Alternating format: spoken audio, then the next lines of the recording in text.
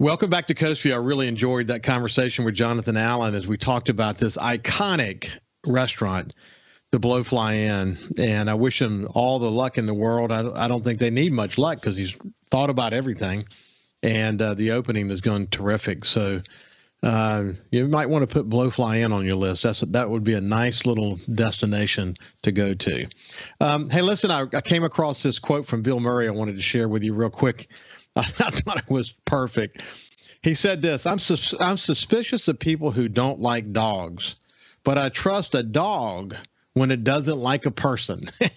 Think about that for a minute. That's a pretty good one. Now let's move over to my friend Julian Rankin, who's the executive director for the Walter Anderson Museum of Art and a great friend of Coast Vue. How you doing, Julian?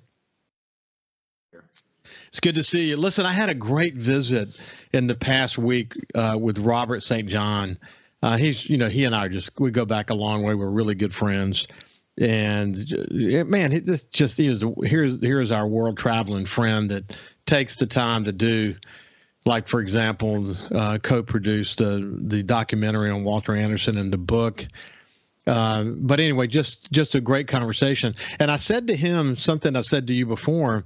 Now that this documentary has been done on Walter Anderson's life, and we know that it's now running on a large percentage of public TV stations across the U.S., that has to have created a bit of a buzz, has it?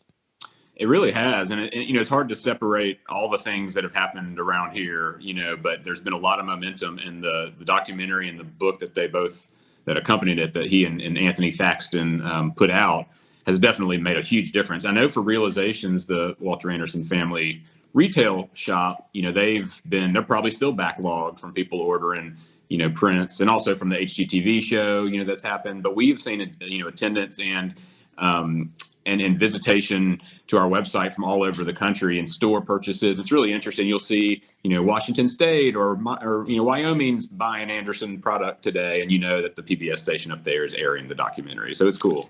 It's very neat. As I said to you before, I think it's the George Orr effect. That here's this guy that's so unique in the way that he is, and you and I have talked about this Renaissance man who is Walter Anderson. But once the New York community started taking note of George Orr, things, it changed the course of history. And this is going to be the same kind of thing. I mean, this documentary will air from now on, and it's such a well done documentary that connects him to just being more than just an artist. But when you look at his unique style of art and how it expresses in so many ways this community that he loved here in coastal Mississippi, it's pretty awesome to be a part of something like that, isn't it? Yeah, and it's funny, while you were talking, I was thinking about, we obviously know Anderson is indispensable and synonymous with the Gulf Coast, but we talk about the secret coast. We have the best kept secret, and we all, of course, love when tourists come here, but we like it being a little secret. And Walter Anderson was like that too. He didn't, go to New York when he could have, even though he had exhibitions up there in the 40s. He went to China to see more, fantastic landscapes. But, that idea that people always are looking for something to discover, and Walter Anderson was doing that too. He was searching. He was going out beyond, the known confines, of the Gulf Coast for him, and going out to Horn Island and the Chandeleur Islands and living with the pelicans and all that. But in some ways, it really is the same thing. As people start to discover, this little interesting story down in Mississippi, they'll see how big it is. And that's really what we want people to do for the whole region, is to understand what we have down here. But we also like it being a little secret and hard to know about. I get it. I mean, every time I come to Ocean Springs, I see something new. I mean, Ocean Springs is thriving. The amount of homes that have been purchased and renovated and upgraded, and I mean, literally, Ocean Springs is going through a renaissance, isn't it? It's crazy how fast it's growing, and it obviously isn't the only place on the coast. And I've had the opportunity recently to be a part of the Gulf Coast Business Council's Master's Leadership Program, and things like that, where you get to see this one coast idea in action. You get to work with people across sector, you really see all the development that's happened, all the success stories, but also all the possibility for more if we can work together and have this regional alignment that we talk about. And that's not to say we don't already do a lot of that, but I've been really intrigued and fortified by the energy I've seen from all these different people that I was fortunate to be in this class with, but also all the other businesses and industries around the coast. We know what we need to do. We need to work together. That's the resilient character of this place. And I think Ocean Springs, happening, it's not like it's a competition. Every time something happens in coastal Mississippi, there's ripple effects. There's people who live in other counties that work in the county next door. There's a lot that we don't think about all the time. We all have jobs and lives, but we really are moving in a wonderful direction together. And, that's true across the board. We all have different stories, but that's all happening. Well, Julian, I saw your name on the master's list, and I thought that was an obvious selection for you to be part of it. In a lot of ways, what you're seeing through that master's program and sort of the realization of the region and how these small communities, each with their own special sense of place, come together to create this region. In a lot of ways, you could have taught the class on how these communities connect. And if anything, what you're finding is that this commitment that you already had, for example, to send people to Bay St. Louis and Bay St. Louis being committed to sending people to Ocean Springs and how all these communities connect, in between, that you're living that. But to see it on a broader scale, like through the master's program, to talk to other people who bring in their own contribution, to really see how much we're getting, that this is a complex place, as Ashley Edwards and I talked about a few days ago. It's a complex place when you think about the number of political subdivisions, 3 county seats, all these municipalities. It's often hard to get on the same page. So the diversity of this place, that thing that makes us so special is also the thing that makes it more complicated in terms of coming together as a region. And it's programs like the master's program and the contributions that people like you make to that help bring clarity to it. And as I've said to many people before, your ability to describe how landscapes and art connect to improve communities and the way these communities connect together, the way you describe that, Julian, is among the best. So, once again, it's what you're able to give as much to a program like that as you're able to get. I know that you see it the opposite way, but I bet your fellow classmates would see it the way that I just expressed it. Well, I mean, it's true that, it always is a double-edged sword. Your greatest asset is also your greatest liability. It's just part of living. But I think when you think about partnerships, like we are now doing a project in Hancock County that takes the public art enterprise that we did in Pascagoula, creating public steel sculptures for downtowns. That's happening in Waveland and with Hancock County career tech students. So we're building that partnership. And it's all about new introductions and hard work to get the message across. But once you have that alignment, it's the muscle memory that makes it easier the next time. And I think that's really where it all comes down to alignment. So we're all doing the same thing we were going to do, but we're going in the same direction. Well, I love to see that in much the same way as I talk about the chambers of coastal Mississippi not being your father's chamber, even though they do very much still do. The traditional chamber works focused on business and small business, et cetera, but they're deeply engaged in community building, community building on a big stage. You think about the work that you're doing outside of your domain to help bring more flavor, more dimensions to the communities you're working with. You talked about downtown Pascagoula. I think about Paige Roberts and the work that you guys have done together. I love the fact that you've reached out over to Waveland, a town that was so probably no other community was changed as radically as Waveland was by Hurricane Katrina. But as we learned after the storm, we came to understand very quickly when the people of Waveland spoke that buildings don't make a community, the people do. And once you come to understand that, then being part of helping them establish their community and to the extent that it's going to be different and new and more, in some ways, more vivacious, et cetera. That's what more. The quicker you get there, the quicker you can partner with someone like that to help their community come back. And it's exciting to see. If you want to really define resiliency, go to Waveland. That's for sure, isn't it? Yeah, and a lot of people outside of this region and state don't realize that that's ground zero for Hurricane Katrina. Everyone, of course, thinks about New Orleans. There's the whole landmass paradigm and conversation that emerged around that. But it goes back to what we were saying: is there's this secret, perhaps secret story where we, as Coast people in Waveland, they have to tell that story, and the story is very large. Maybe the museum may be a relatively small place. Waveland may be relatively small in the grand scheme of the universe. But when people speak up, our story is very large and big and important. And that's what we think we can do, is help facilitate those collaborations across sector, across the coast, and let people know about it.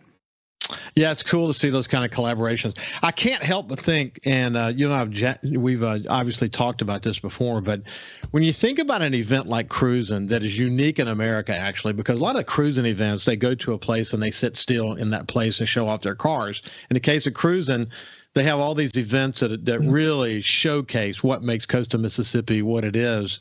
And that is when in an event like cruising, that's when you see the true synergy of what coastal Mississippi has to offer in terms of these collection of communities. It's so cool. Hey, when we come back on the other side, we'll continue our conversation with Julian Rankin and find out what the latest is at the Walter Anderson Museum of Art. We'll see you after this. Welcome back to Coast Vue. One of the reasons this show continues to grow on social media or across podcast platforms, the radio show is doing really well. One of the reasons it's doing well is we're telling the stories of this place through the different perspectives of people here in coastal Mississippi. And my conversations with Julian Rankin are always popular because, as I've said before, I've done business in 5 different states. And I've never met anybody quite like Julian Rankin and his ability to describe how art adds to a better, more fulfilled sense of community. He's just really good at articulating that. So he's a star in coastal Mississippi, and I'm thrilled to have conversations with him that we can share with you. So, Julian, what's the latest at the museum these days? Well, there's a lot going on. I'll say first, you're too kind. I don't deserve all that. When I came to the coast almost 5 years ago, I really was just fortunate to fall into this culture that I was aware of course, but y'all have been living and working to make it such a great place for a long time. And, I think about all the infrastructure, the municipalities that, we have to interact with, City of Ocean Springs, Pascagoula, all these people who are leading this charge forward, and to come and see the way the museum was, it was almost like a sea monster right under, the water. And actually Anderson talked about Horn Island as being like the back of Moby Dick, the white whale. And so there is that kind of parallel there. But to see, we just needed to kind of emerge out of the sea there, so to speak. And when I got there, that just started to happen. And it really is. People are always eager for energy. Energy begets energy, and that's the momentum that we see our museum being a part of. But in terms of going into spring, it's a period of rebirth. We've got new exhibitions. One is by North Mississippi artist Carlisle Wolf Lee, who does beautiful florals, of course, inspired by nature like Anderson was. And there's a wonderful exhibition of Leif Anderson, who's Walter Anderson's youngest daughter, who's also an artist and a dancer. So we love having these Anderson family artists and the next generations come through. And so she will be the subject of an exhibition as well. And both those open in early March. We have a big Earth Day program, free admission for people on Earth Day. So a lot of cool stuff. We actually just did another wonderful program with National Geographic that I wanted to shout out because it gets to the themes of what we've been talking about. It was called Slingshot, and it was using videography and filmmaking. Students were charged to make 1-minute pitch videos essentially around some environmental issue, how they would solve cleaning the oceans or the air. And for us on the Gulf Coast, we see these issues all the time, the Bonnie Carey spillway, what have you. And so we were able to work with students all across Jackson County and beyond. So they were submitting really, really beautiful and thoughtful, pitch videos to this national competition. And it was just amazing to see that creativity take light. They came and worked with professional videographers. And that's what we see our role as. It's not just art on the walls, as I've said before. It's putting, in this case, a phone or a video camera in someone's hand and showing them that you can use these tools to tell your story. So we're really excited about all of our educational work. But I often forget to tell people, just come to the museum. It's always changing. And it's spring. It's, like I said, a time of rebirth. And that'll be happening here soon.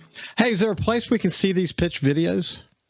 So, they're all National Geographic gets them directly, and I think there's awards that go out. I think they will have a catalog of them. So I will just say, you can kind of search online for the Slingshot program of National Geographic, and they should be unveiling soon how they're going to share those videos. But I'm really proud of our students, our high school students and middle school students who did some really great work. One of them was after the Mardi Gras parade here in Ocean Springs, and we know in New Orleans how many billions of pounds of bees, are thrown on the streets. And we love that, but there's also a story to be told there about what would a sustainable Mardi Gras look like. So one of our students chose that as a topic. So really having that local issue-based focus and then allowing students to have a conversation ostensibly with the rest of the world, with people their age. And that's what the internet does. And that's what we can do to connect the larger geography.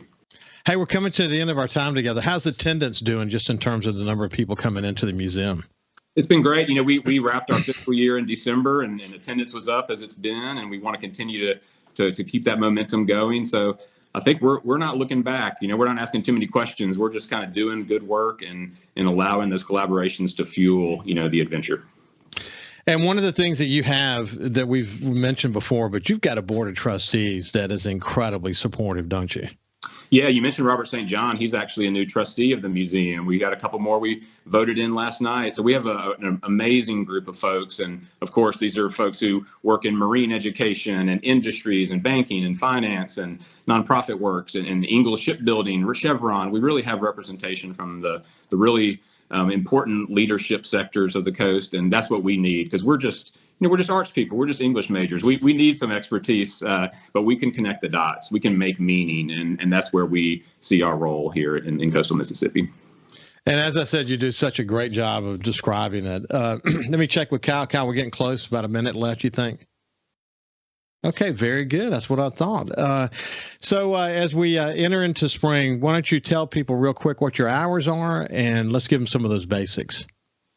Yep. So we're open 7 days a week. We do have our hours Monday through Saturday are 11 to 5 and then 1 to 5 on Sunday. So yeah, come see us. Like I said, new exhibitions are coming up. There's a wonderful exhibition now, Return to Old Fields, so the Gaucher antebellum home that Anderson lived in. Always something new. We just appreciate everyone out there who values what the museum brings to the coast, and we're indebted to all of y'all. This has been my friend Julian Rankin. You understand why I enjoy spending time with Julian. He's absolutely terrific. Great leader in coastal Mississippi.